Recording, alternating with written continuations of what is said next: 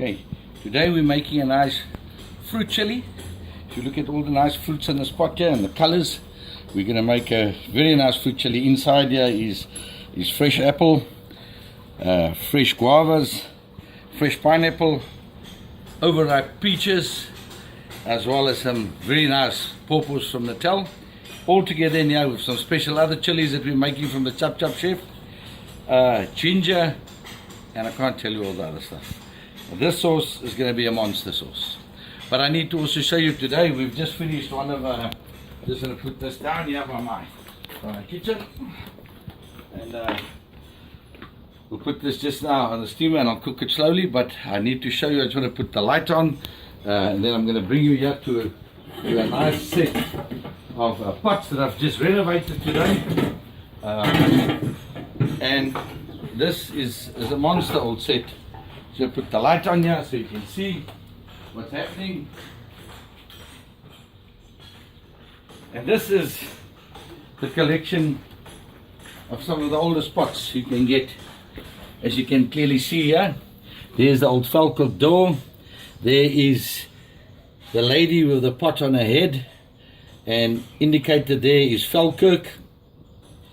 This pot way over 150 years old. This is the bottom part. This is the little stove part where you will put your fire in, the fire pit, and this is the pot sitting here at the bottom part of the stove, and from here is the pot. She sits right inside here.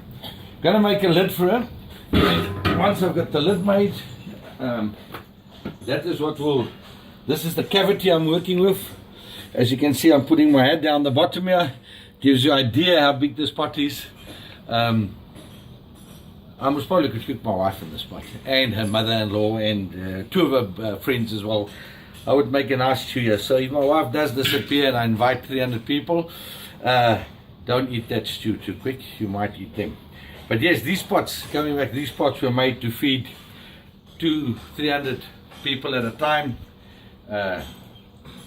Not using the word slave, but 150 years ago, that's when a lot of laborers in the sugarcane farms have had to be cooked for, and you needed this size of pot to feed them. As a hungry laborer has to eat a lot, and this is the size, this is the depth we've got. These pots don't always survive like that. I've renovated this pot on previous pictures. This is where she sits. There's two old ones there. This is also both Falkirks. This is a 15-gallon Falkirk. This is a 30-gallon Falkirk I've got here. This would be 150 gallons. This lady sitting at the bottom here is 25 gallons. There she sits, as you can see. This is a 25-gallon Falkirk. She sits at the bottom here. And inside her is all the little ones, the babies. And then this is an old stain spot, split stain spot, which I've renovated as well. Very scarce spot, something you won't often find again. Now we are just ready to find all the people I can find that I can start cooking for, because we don't want to cook for 20 people. We want to cook for 200 people. We want to cook for 20 hungry people if we have to, but we'll also cook for 200 people. But ladies and gentlemen, this is the pots. This is our passion, and this is what we want to take from 2017 going forward, and present food in pots that are way over 100 years old. Because that's a big thing about the Chop Chop chef. I don't want to cook in a new pot. I don't want to cook in a pot that just came out of a hardware shop. I want to cook in something that can tell a story. These pots can tell a story. Many years ago, mothers and daughters stood around these pots and had a story to tell. But how did the world look 100, 150 years ago? 150 years later, I'm going to cook in these pots, and I'm going to try and retell their story. Whatever that story was, I'm thinking about it. Each pot here has a history, each pot here has a name. I'm busy summing the histories up, and then we'll tell the story in the year 2017 going forward.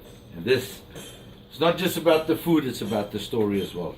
It's not just about the story, it's about the history to make these old pots come alive again and do what they were designed to do, and that's to make people happy and put food in it.